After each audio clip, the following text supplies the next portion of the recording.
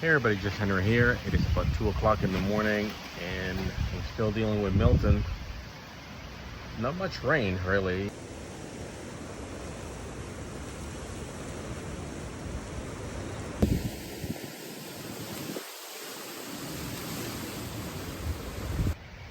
Yeah, mostly wind, lots of wind. You can hear that. So just came out to do a quick inspection. No damages so far.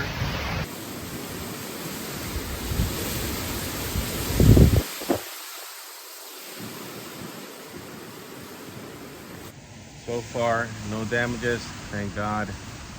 So let's keep praying.